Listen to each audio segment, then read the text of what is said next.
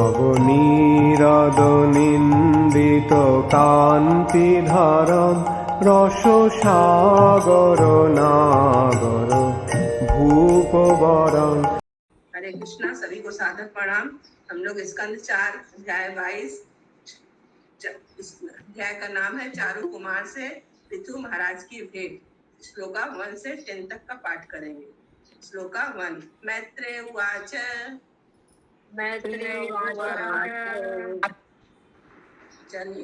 जनेषु प्रकटतेषु एवं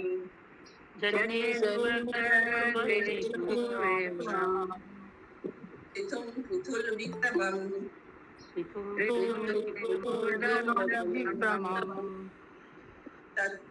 तत्र उपजग्मु मुनयः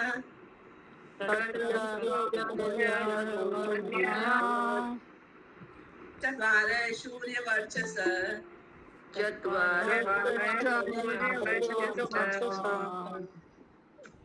अनुवाद। महामुनि मैत्रेय ने कहा, जिस समय सारे नागरिक परम शक्तिमान महाराजा पृथु की इस प्रकार स्तुति कर रहे थे, उसी समय वहां पर सूर्य के समान तेजस्वी चारों कुमार आए। इसके पहले वाले अध्याय में हम लोग पढ़े थे कि नागरिक लोग राजा पृथु की स्तुति कर रहे थे। उसके बाद का यहाँ पर चारों कुमार आ रहे हैं। श्लोका 2। तान सुसिद्धे सिद्ध ईश्वरान राजा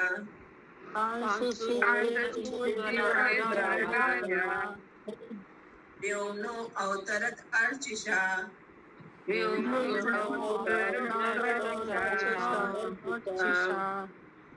लोकान अपापान पूर्वानान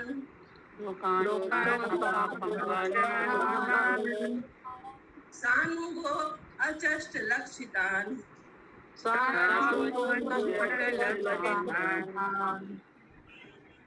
अनुवाद। समस्त योग शक्तियों के स्वामी चारों कुमार के दीप्यमान तेज को देखकर राजा तथा उनके पार्षदों ने उन्हें आकाश से उतरते ही पहचान लिया। तात्पर्य। चारों कुमारों को सिद्धेश्वरान कहा गया है, जिसका अर्थ है समस्त योग शक्तियों के स्वामी। जो योग में सिद्धि प्राप्त कर सकता है, उसे तुरंत ही 8 प्रकार की यौगिक सिद्धि प्राप्त हो जाती है।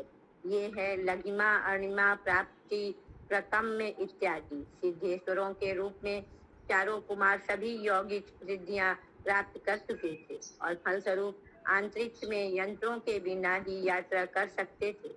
जब वे पृथु महाराज के पास आए थे तो वे किसी विमान से नहीं अपितु स्वतः आए, और दूसरे शब्दों में ये चारों कुमार अंतरिक्ष यात्री भी थे, जो बिना किसी यान के यात्रा कर सकते थे। सिद्धलोक नामक लोक के निवासी अंतरिक्ष में एक लोक से दूसरे लोक तक यान के बिना ही यात्रा कर सकते हैं, किंतु यहाँ पर कुमार जिस विशिष्ट शक्ति का उल्लेख हुआ है वह है कि वे जहाँ भी जाते वह स्थान पाप रहित हो जाता था। महाराजा पृथु के शासन में इस पृथ्वी पर प्रत्येक वस्तु पाप रहित थी, अतः उन्होंने राजा के पास आने का निर्णय लिया। सामान्यतः वह किसी पापमय लोक में नहीं जाते। हरे कृष्णा। किसी का कोई क्वेश्चन है तात्पर्य से? श्लोका 3। तद्दर्शन उद्गतान प्राणान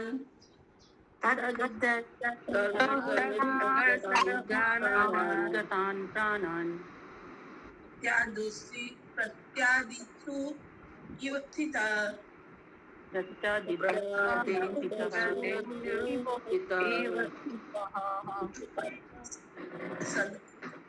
सदस्यान् गोवन्य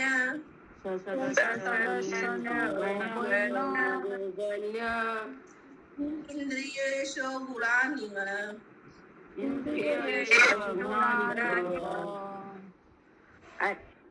चारों कुमारों को देखकर पृथु महाराज उनके स्वागत के लिए आतुर हो उठे, अतः अपने पार्षदों सहित वे तुरंत इस तरह तेजी से उठकर खड़े हो गए मानो कोई बुद्ध जीव प्रकृति के गुणों द्वारा तुरंत आकृष्ट हो उठा हो। भगवत गीता 3.27 में कहा गया है, प्रकृति क्रियामणानि गुणकर्मणि सर्वशः अहंकार विमूढ़ात्मा कर्ता ही मिति मन्यते। प्रत्येक बद्ध जीव प्रकृति के गुणों के एक विशेष मेल से प्रभावित होता है।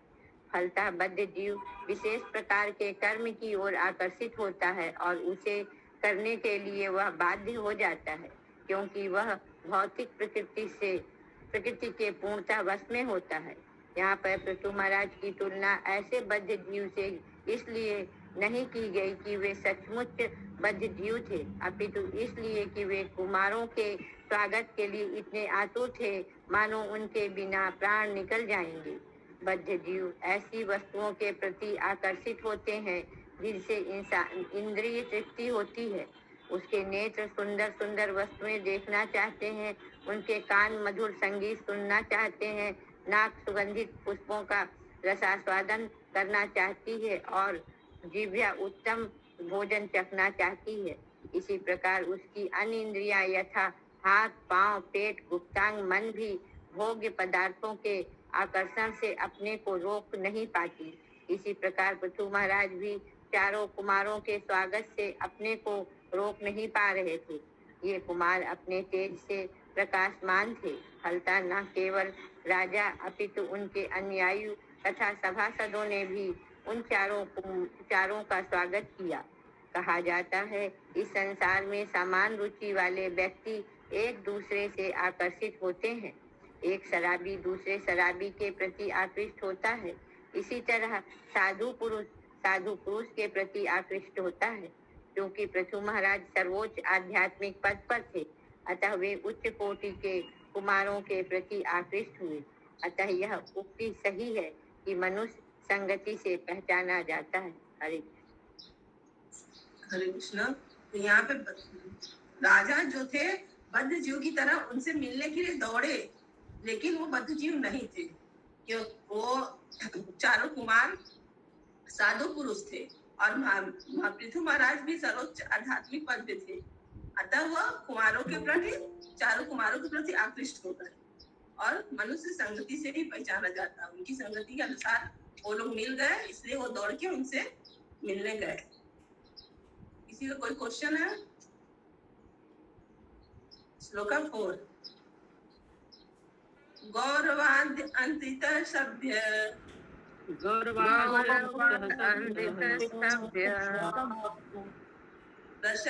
प्रशयानत कंधर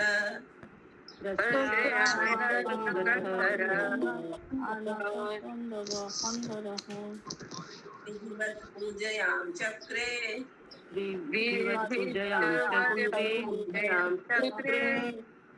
गृहीता अर्ध आहरण आसनान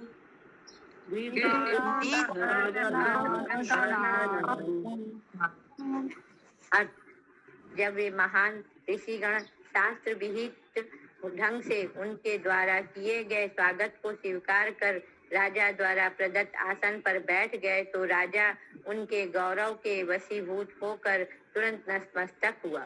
इस प्रकार उसने चारों कुमारों की पूजा की। तात्पर्य, ये चारों कुमार वैष्णव संप्रदाय के परम गुरु हैं। ब्रह्म संप्रदाय, श्री संप्रदाय, कुमार संप्रदाय और रुद्र संप्रदाय, इन चारों संप्रदाय में से कुमार संप्रदाय इन्हीं चारों कुमारों के नाम से है।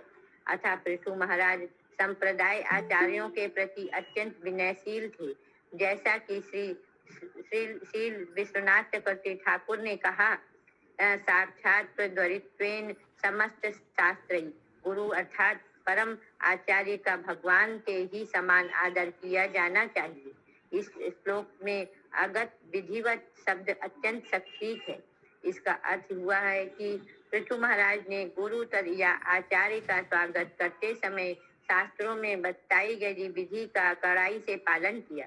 जब वे किसी आचार्य का दर्शन हो, मनुष्य को चाहिए तुरंत उनके समक्ष नतमस्तक हो। पृथु महाराज ने विधिवत यह क्रिया संपन्न की। अतः यहाँ पर प्रसायानात कंधारा शब्द आया है। विनयवश वे कुमारों के समक्ष झुक गए। हरे कृष्ण।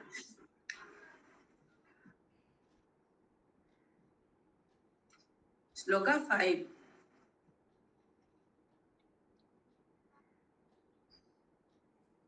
तत्पाद शौच सलिलै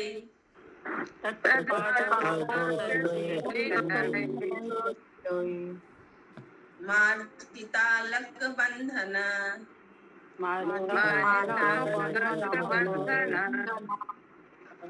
तत्र शीलवतामृतम्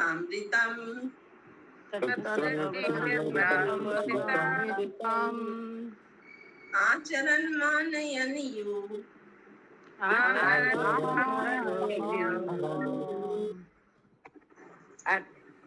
तत्पश्चात राजा ने कुमारों के चरण के कमलों को धोए हुए जल को लेकर अपने बालों पर छिड़का। ऐसे विशिष्ट आचरण से राजा ने आदर्श पुरुष की तरह यह प्रदर्शित किया कि आध्यात्मिक दृष्टि से उन्नत व्यक्ति का किस प्रकार सम्मान करना चाहिए।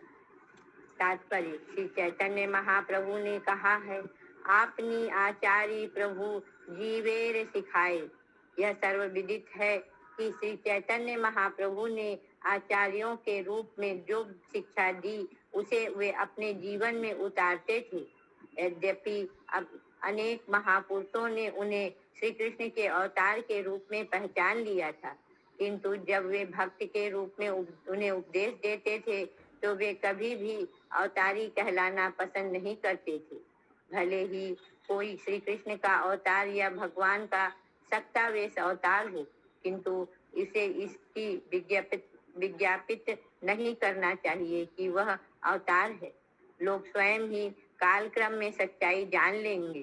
पृथु महाराज आदर्श वैष्णव थे, अतः वे अपने निजी आचरण से दूसरों को सिखाना चाहते थे कि कुमारों के सम्मान महापुरुषों का किस प्रकार स्वागत करना चाहिए। यह वैदिक प्रथा है कि जब कोई साधु पुरुष किसी के घर जाए तो वह चरण पखार कर चरणोदक को अपने तथा अपने परिवार के व्यक्तियों के सिर पर ऊपर छिड़के। पृथु महाराज ने ऐसा किया क्योंकि वे जनता के आदर्श शिक्षक हैं। हरे कृष्ण। तो यहाँ पे यही कहा गया है कि पहले आचार करिए तब प्रचार करिए। तो हाँ, प्रभु ने भी यही कहा है, आपन आचार प्रभु जीवेर सिखाए, कि अपने आचार करिए तब जीव को सिखाइए। तो जो वो शिक्षा देते थे वो अपने जीवन में वो उतारते थे।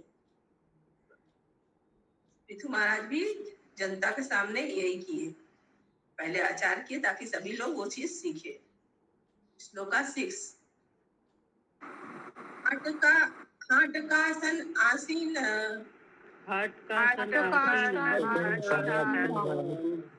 स्वधिष्णेषु पावकान्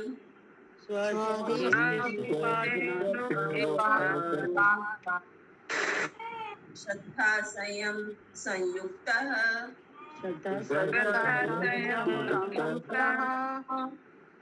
प्रीतः प्राण भवाग्रजान्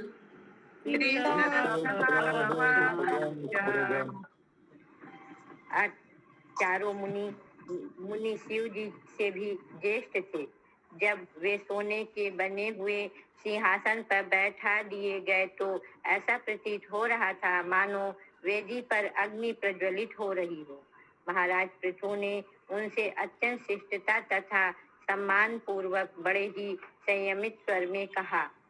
तात्पर्य: कुमारों को शिव जी का अग्रज बताया गया है। जब ब्रह्मा जी ने के शरीर से कुमारों की उत्पत्ति हुई तो इनसे विवाह करने और जनसंख्या बढ़ाने के लिए कहा गया, क्योंकि सृष्टि के प्रारंभ में जनसंख्या बढ़ाना आवश्यक था। अतः ब्रह्मा जी एक एक करके पुत्रों को जन्म देते जा रहे थे और उन्हें वृद्धि करने का आदेश देते जाते थे, किंतु जब कुमारों से कहा गया तो उन्होंने इनकार कर दिया। वे आजीवन ब्रह्मचारी ही रहकर भगवान की सेवा में तत्पर रहना चाहते थे। इन कुमारों को नैष्ठिक ब्रह्मचारी कहा जाता है, जिसका अर्थ है कभी विवाह नहीं करेंगे। विवाह से इनका करने के कारण ब्रह्मा जी अत्यंत क्रुद्ध हुए और उनकी आंखें लाल लाल हो गई। तब उनके नेत्र के मध्य से शिव जी या रुद्र प्रकट हुए और फलस्वरूप क्रोध गुण को रुद्र कहा जाता है। शिव जी का भी अपना संप्रदाय है जो रुद्र संप्रदाय कहलाता है। ये लोग भी वैष्णव कहलाते हैं। हरे कृष्ण। हरे कृष्णा। इसीलिए शिव जी को कुमार का अग्रज कहा गया है। कुमार लोग को अग्रज कहा गया शिव जी का। शिव जी छोटे हैं और चारों कुमार लोग बड़े थे, क्योंकि शिव जी का जन्म बाद में हुआ रुद्र के रूप में। किसी को कोई क्वेश्चन है? श्लोका 7। पृथुवाच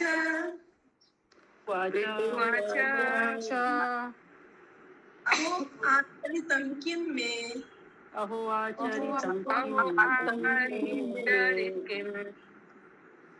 मंगलं मंगलायना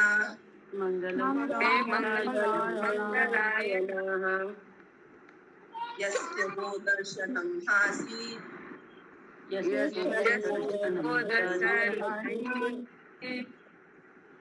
दुर्दशानां च योगिभिः।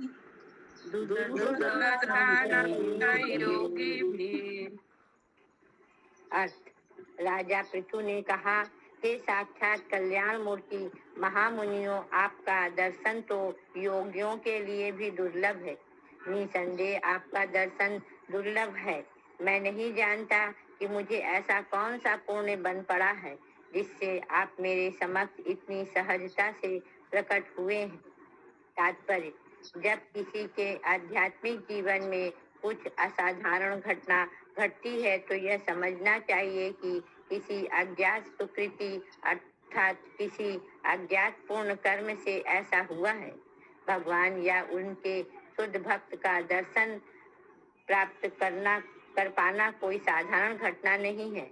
जब ऐसी घटनाएं घटे तो इन्हें पूर्व पूर्ण कर्मों का परिणाम समझना चाहिए, जिसकी पुष्टि भगवद गीता 7.28 में हुई है।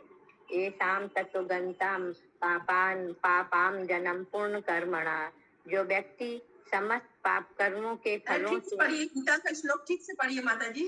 एशाम त्वन्तगतं पापम, ऐसे करके पढ़िए। एसाम तत्वगतं पापम जनानाम पूर्ण कर्मणा। जो व्यक्ति समस्त पाप कर्मों के फलों से मुक्त हो जाता है और केवल पूर्ण कर्म में लगा रहता है, वही भक्ति में प्रवृत्त हो सकता है। यद्यपि महाराजा पृथु का जीवन पूर्ण कर्मों से ओतप्रोत था, तो भी उन्हें आश्चर्य हो रहा था कि उन्होंने कुमारों के दर्शन किस प्रकार हो सके। उन्होंने इसका अनुमान ही नहीं हो रहा था कि उन्हें किस प्रकार के पूर्ण कर्म किए होंगे। यह राजा पृथु की विनयशीलता का चिन्ह है, जिनका जीवन पूर्ण कर्म के कारण इतना भरा हुआ था कि वे उनको भगवान विष्णु तक के दर्शन दिए थे। भविष्यवाणी की थी कि कुमारों के भी दर्शन उन्हें होंगे। हरे कृष्ण। राजा पृथु आश्चर्य कर रहे थे कि हमारे कौन से पूर्ण कर्म का हमको फल मिल रहा है। जो भगवान विष्णु का भी दर्शन हुआ और वही भविष्यवाणी भी किए थे कि तुमको चारों कुमार का भी दर्शन होगा। हम लोग आगे पढ़े थे ये चीज। श्लोका 8। किम तस्य दुर्लभम दुर्लभतरम इह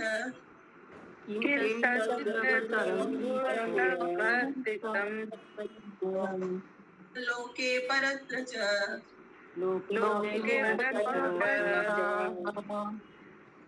यस्य विप्रा प्रसीदन्ति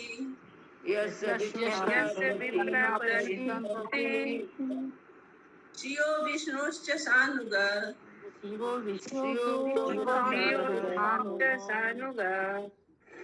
अर्थ। जिस पर ब्राह्मण तथा वैष्णव प्रसन्न हो जाते हैं, वह व्यक्ति इस संसार में तथा साधु ही मृत्यु के बाद भी दुर्लभ से दुर्लभ वस्तु प्राप्त कर सकता है। यही नहीं, ब्राह्मणों तथा वैष्णव के साथ साथ रहने वाले कल्याणकारी शिव तथा भगवान विष्णु का भी उस व्यक्ति को अनुग्रह प्राप्त हो जाता है। तात्पर्य।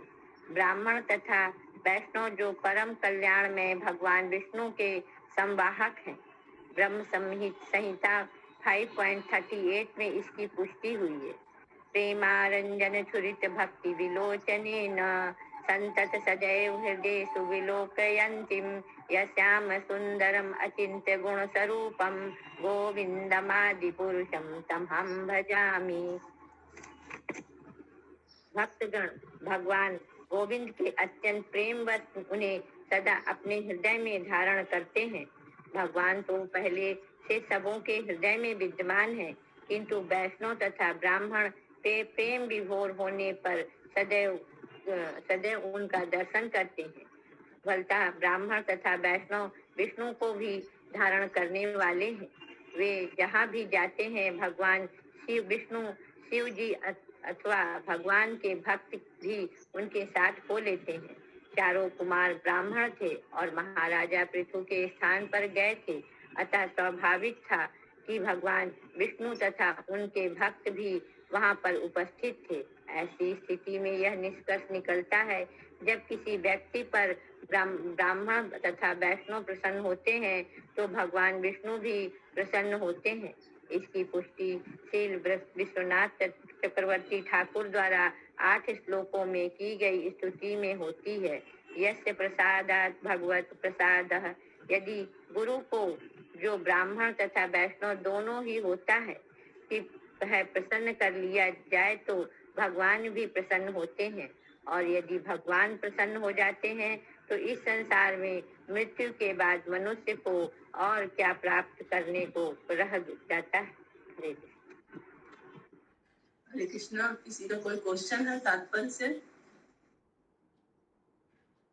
यहाँ पे एक लाइन आया है, फलतः ब्राह्मण तथा वैष्णव विष्णु को भी धारण करने वाले हैं। वे जहाँ भी जाते हैं भगवान विष्णु शिव जी तथा भगवान के भक्त भी उनके साथ हो लेते हैं। तो ब्राह्मण और वैष्णव का कितना महत्व बताया गया है। हरे कृष्ण माता जी, हम लोग का बुक में संवाहक लिखा हुआ है। कहाँ पे? मैंने वही जो है ब्राह्मण तथा वैष्णव श्री विष्णु के संवाहक है। वे जहाँ भी जाते हैं वहाँ भगवान श्री विष्णु शिव अथवा श्री भगवान के भक्त भी संवाहक उनके मतलब साथ। धारण करने वाला माता जी। यहाँ पे हिंदी लिखा हुआ है, संवाहक मतलब धारण करने वाले। विष्णु के संवाहक जो हुआ वो विष्णु को धारण करने वाले हैं। ठीक है। श्लोका 9 नैव लक्ष्यते लोको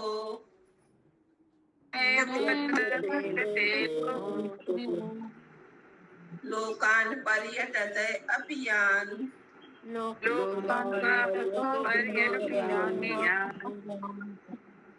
यथा सर्वदिश सर्व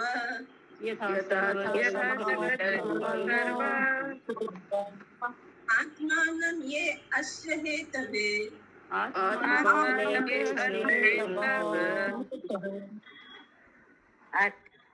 पृथु महाराज ने आगे कहा, यद्यपि आप समस्त लोकों में विचरण करते रहते हैं, किंतु लोग आपको नहीं जान पाते।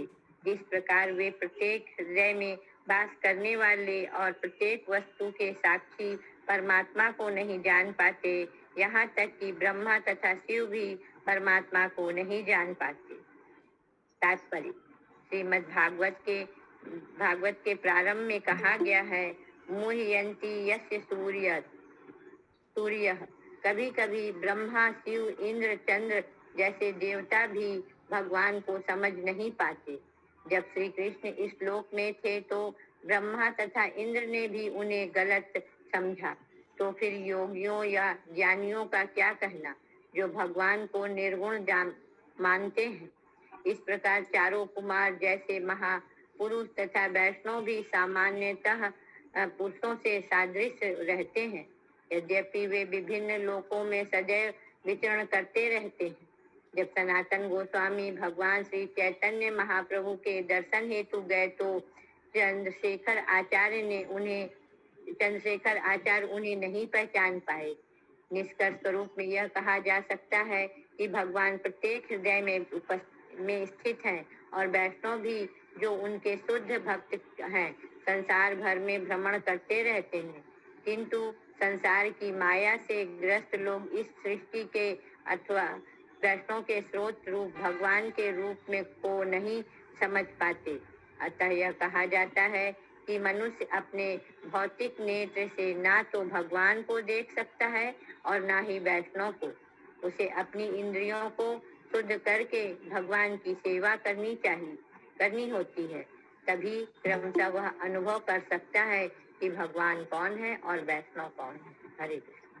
तब इस नेत्र से हम लोग न भगवान को पहचान पाएंगे और न तो वैष्णव को ही पहचान पाएंगे।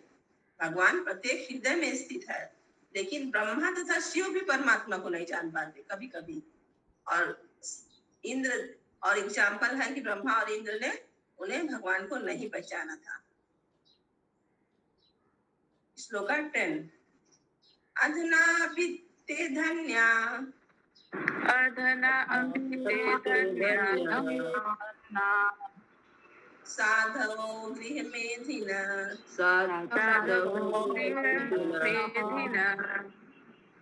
यद्गृहाहि अहवर्यम्बु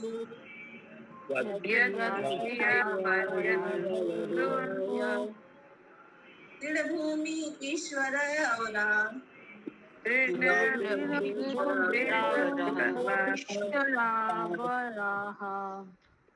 अर्थ, कोई भी व्यक्ति धनवान हो तथा गृहस्थ जीवन व्यतीत कर रहा हो, वह भी अतीव धन्य हो जाता है जब उसके घर में साधु पुरुष उपस्थित होते हैं।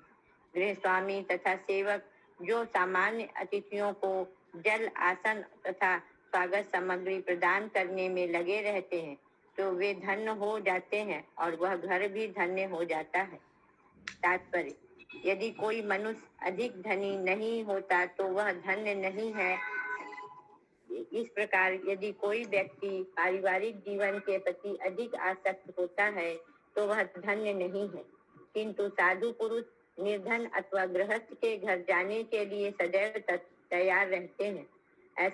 जब ऐसा होता है तो घर का स्वामी तथा उसके सेवक धन्य हो जाते हैं, क्योंकि वे साधु पुरुषों के चरण प्रक्षालन के लिए जल प्रदान करते हैं, उन्हें आसन देते हैं और उनके स्वागत की अन्य वस्तुएं देते हैं। निष्कर्ष यह निकाला कि यदि कोई साधु पुरुष किसी साधारण व्यक्ति के घर जाता है तो उसके आशीर्वाद से वह व्यक्ति धन्य हो जाता है। अतः यह वैदिक पद्धति है। आशीर्वाद लेने के लिए गृहस्थ द्वारा किसी साधु पुरुष को आमंत्रित किया जाता है। यह पद्धति आज भी भारत में प्रचलित है। अतः साधु पुरुष जहाँ कहीं भी जाते हैं, गृहस्थ उसका सत्कार करते हैं और बदले में उसे दिव्य ज्ञान प्राप्त करते हैं। अतः सन्यासियों का कर्तव्य है कि वे गृहस्थों पर अनुग्रह करने के लिए भ्रमण करते रहें, क्योंकि वे आध्यात्मिक जीवन के मूल्यों के प्रति प्रायः अनजान रहते हैं। यह तर्क किया जा सकता है कि सभी गृहस्थ इतने धनवान नहीं कि वे बड़े बड़े साधु पुरुषों का सत्कार कर सके, क्योंकि उनके साथ सदा उनके शिष्य भी रहते हैं।